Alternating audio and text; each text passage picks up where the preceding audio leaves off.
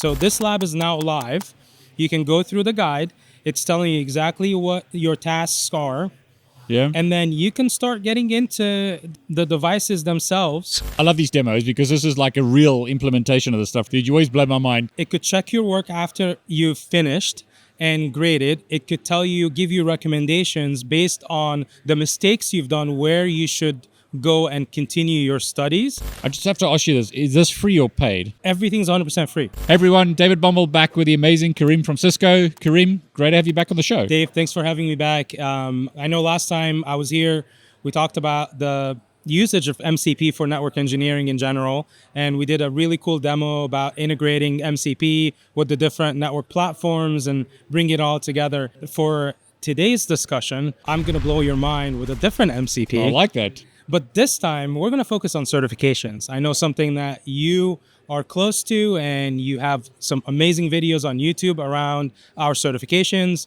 And one of the things that our distinguished engineer, Joe Clark, has recently built is an MCP server for CML. And as you know, we have CML-free out there, so anybody could do what I'm talking about here.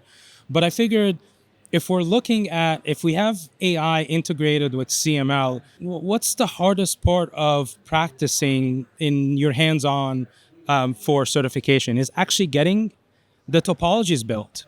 Like I've seen some of the work that you do with CCNA. You release the packet tracer template so they can import it in their own packet tracer and they can start practicing. And so if we're looking at the CML MCP, now we can hook it into something like Claude Desktop and prompt Claude itself to build a topology based on the CCNA blueprint. So we don't have to decide. We just want AI to go out there, figure out which parts are hands-on, and have it build a topology. But not just that, also build lab notes for us that are as practice so we can go do the hands-on. So you're getting this hands-on experience as part of your CCNA journey and studies so you can prepare for the certification exam. Does it check your work? More than that. So it could check your work after you've finished and graded. It could tell you, give you recommendations based on the mistakes you've done, where you should go and continue your studies. And it could actually give you augmented or supplemental practice hands-on labs so you can get better where you're weak. I mean, I love these demos because this is like a real implementation of the stuff rather than just like noise. You'll see it all. The one thing that I'd like to point out that this doesn't have to stop at the CCNA level. Yeah. If the reason why I've limited to the CCNA level because I wanted to focus simply on CML-free to make it available to more people. But for those who have a paid version of CML and you're after CCNP or a CCIE lab, for instance, these are all things that are you can do and you're capable of doing with the same prompt that I have here. Dude, you always blow my mind. Come on, show us the demo. Okay, so if we're looking at my Claude here, this is my simple prompt. And the prompt tells Claude that I am a CCNA exam candidate, and I'm building a hands-on discovery lab to practice for the exam using the CCNA blueprint. One, I'm providing the AI the blueprint itself, which is a link from our CLN for the latest blueprint. I've specifically asked the AI to only create, so it's not super overwhelming, to only create one task at the most, and provide me enough information to complete the task without giving away any of the answers. I just have to ask you this. Is this free or paid? What? What you're showing now? Everything's 100% free.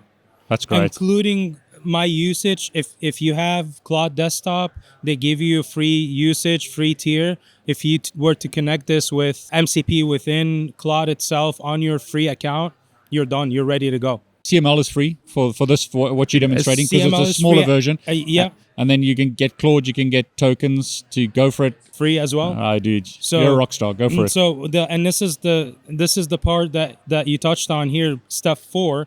If you look here specifically, what I said to the AI is create a lab topology in CML using CML-free version, right? This is to focus on creating IOL L2, ASAs, desktop server. These are all the nodes that are available in CML-free. Okay. Well done. And then also I said, create a new CML lab for this lab and provide the instructions of what I need to perform as lab nodes. So the AI is going to go in, create the topology, and then in the lab notes section, it's going to dump my tasks that I need to go and start doing. But I also wanted to make sure this prompt continues and it doesn't break. So I broke it up for the AI so it's not too overwhelming for the AI itself. I said, hey, go do step 1 through 4 first. And then when you're done, wait for my prompt to say, okay, proceed with building the lab now that you've created everything. Are you ready to see how this works? Oh, dude, go for it. Yeah. All right. And we talked about this last time. I think we're at a point where everybody has to adopt AI. Yeah.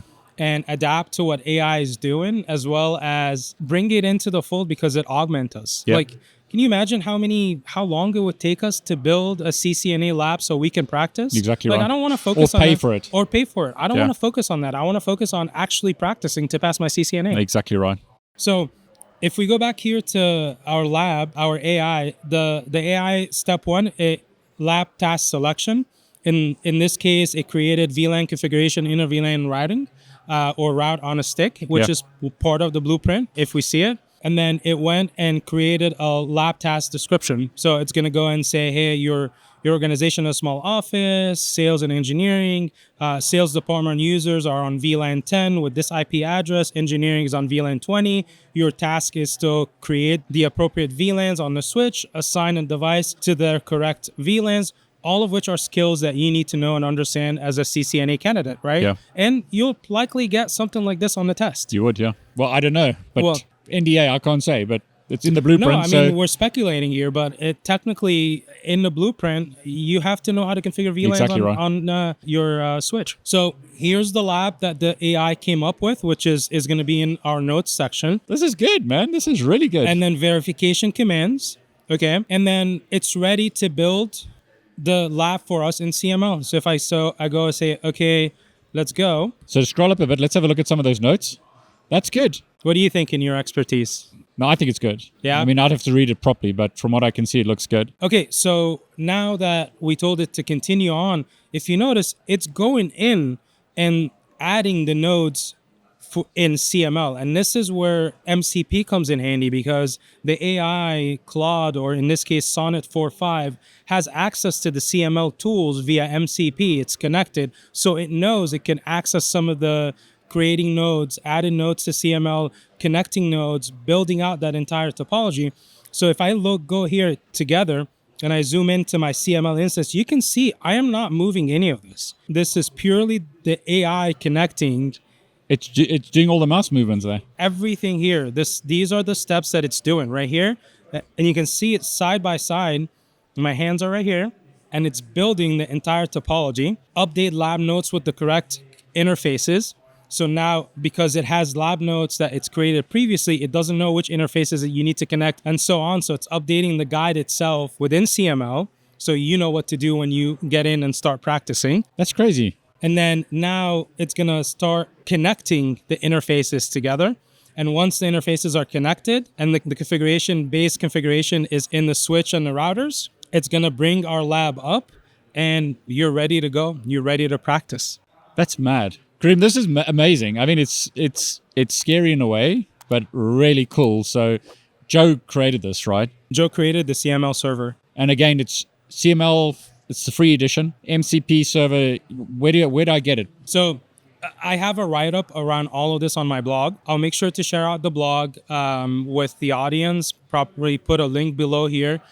In the blog, you have access to this prompt that I used. You have access to Joe's MCP server. How to set it up is all on GitHub, as well as you have access to how to get started with connecting all of this into your Claude Desktop so you can start learning and hopefully passing that CCNA certification exam. I love this because, I mean, it's like you said, right? Rather than trying to pay for labs or, struggling to put this together, you can literally just ask this thing to create multiple labs for you and there you go. Yes, exactly it. And it grades your work at the end, right? So once we're done, once this is completely done, you can see it's has completed as we're talking here because all the nodes are green and now lab successful and it gave you a lab summary. So this lab is now live.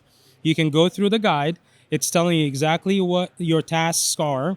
Yeah. And then you can start getting into the devices themselves, and then you can start doing whatever you need to do to practice.